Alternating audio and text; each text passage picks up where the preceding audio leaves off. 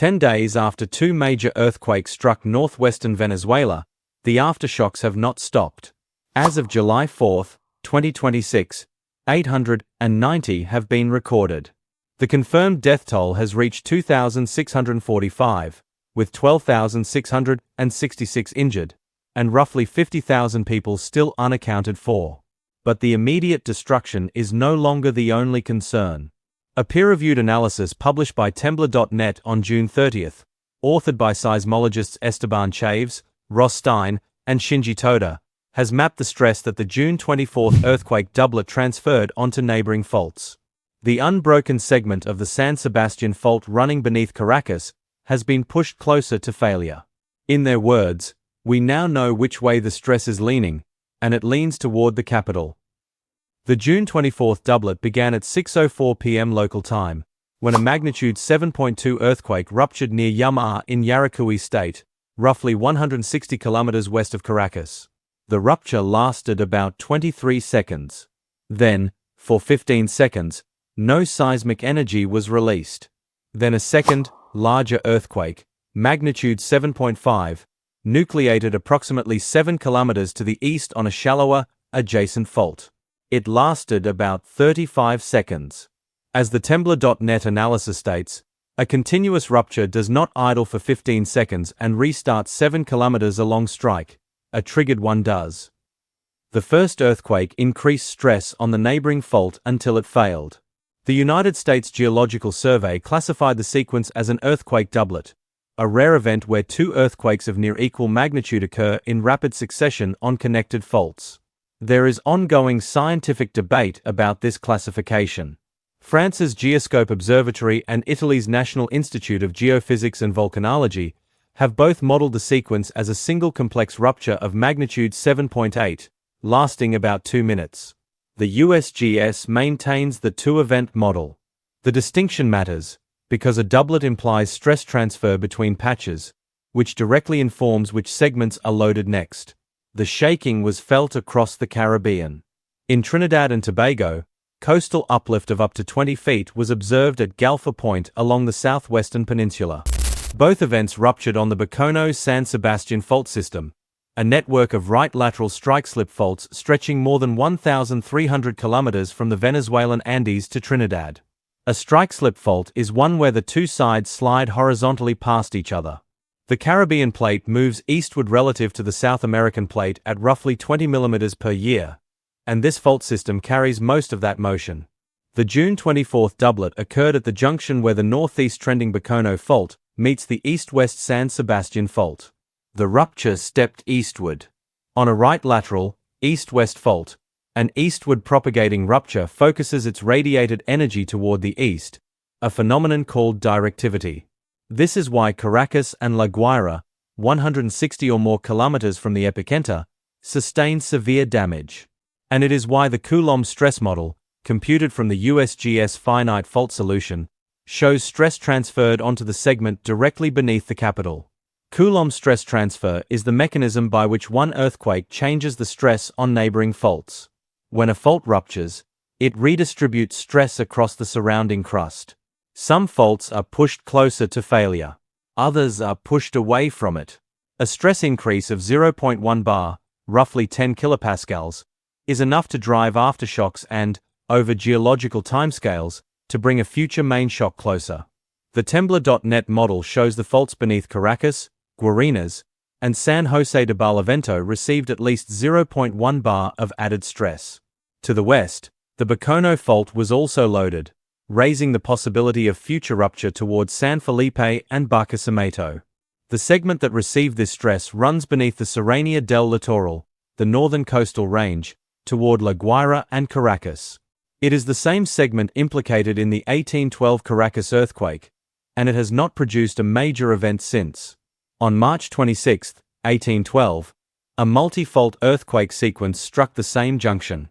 Research by Choi and colleagues, published in the Bulletin of the Seismological Society of America in 2010, identified two sub-events, one near Barquisimeto and San Felipe on the Bacono system, estimated at magnitude 7.4, and one near Caracas on the San Sebastián Fault, estimated at magnitude 7.1. An estimated 15,000 to 30,000 people were killed. Rivers changed course. A lake formed. There were calls to relocate the capital. The 2026 doublet broke the western segment of that same pattern. As the Temblor.net analysis puts it, 2 centuries ago, this exact fault junction hosted a multi-fault sequence that began in the west where the 2026 doublet nucleated and ended at the capital.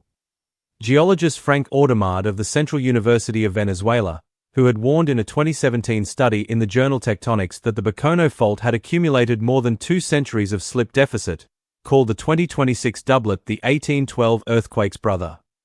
The eastern segment, the one beneath Caracas, has now been loaded with stress.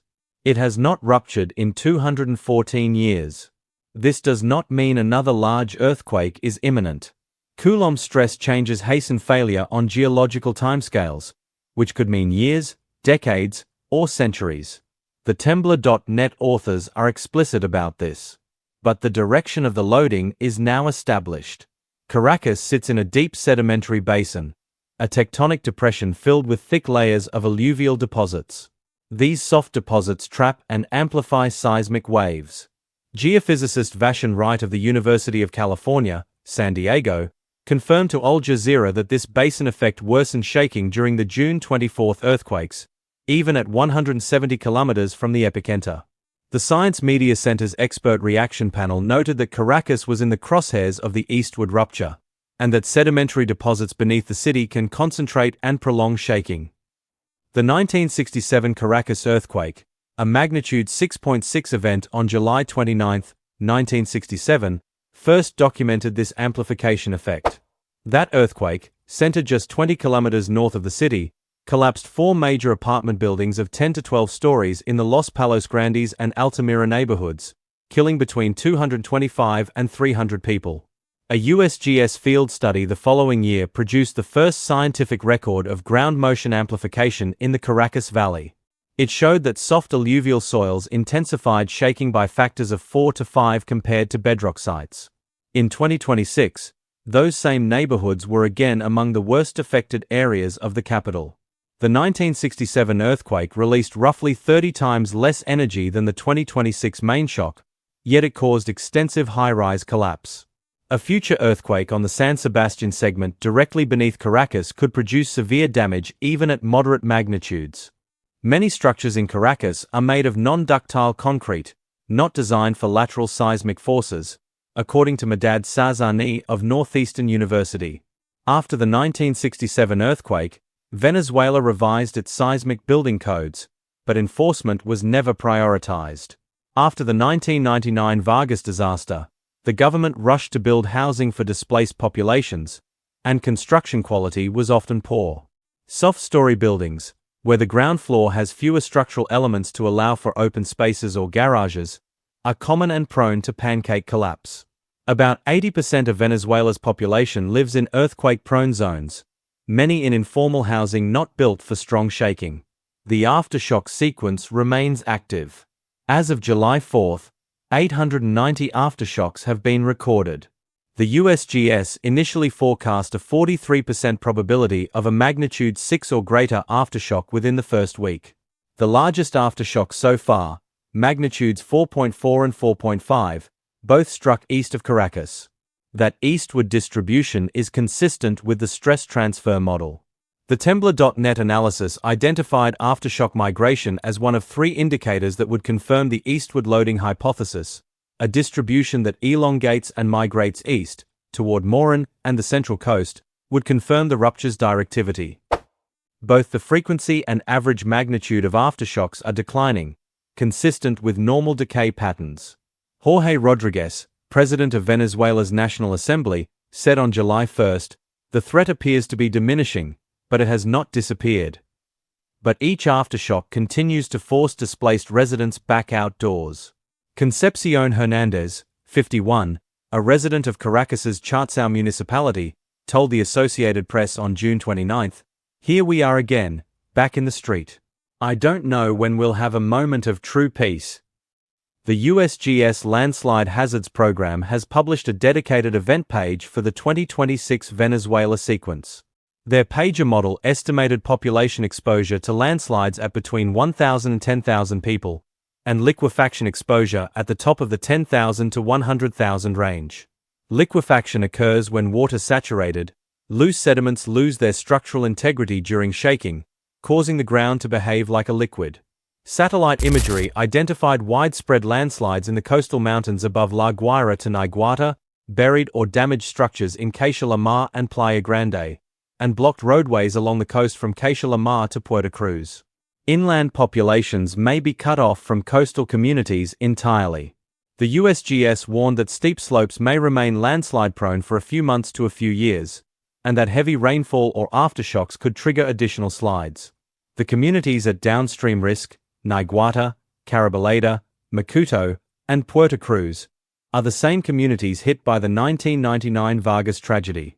On December the 15th and 16th, 1999, 911 millimeters of rain fell over just a few days, triggering thousands of landslides and debris flows along the northern slopes of the Cordillera de la Costa. The official toll was 782 dead with over 2,000 missing. Some estimates, including from the USGS, put the actual number between 15,000 and 30,000.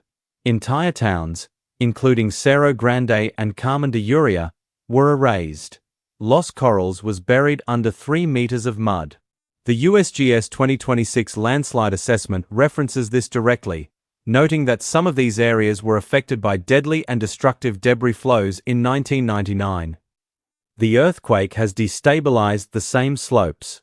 Geophysicist Sylvain Barbot of the University of Southern California warned, the next rainstorm will likely trigger landslides, so Venezuela can expect more damage, more hazards and perhaps more deaths. As of late June, a tropical wave was already threatening to bring heavy rains to affected areas, according to UN News. Venezuela's seismic monitoring capacity is degraded. The National Seismological Service, FUNVISIS, created after the 1967 earthquake, was once the most advanced network in the region. Machel Higgins, a geophysicist at Florida International University, told Science magazine on June 29 that it is now spotty to non-existent. Frank Audemard monitored the 2026 doublet using US and European instruments because local data was unavailable. The Temblor.net authors noted that while purpose-built ground motion models for northern South America now exist, the region has lacked dense local monitoring. Venezuela has no earthquake early warning system. Christine Goulet, director of the USGS Earthquake Science Center, called that very distressing.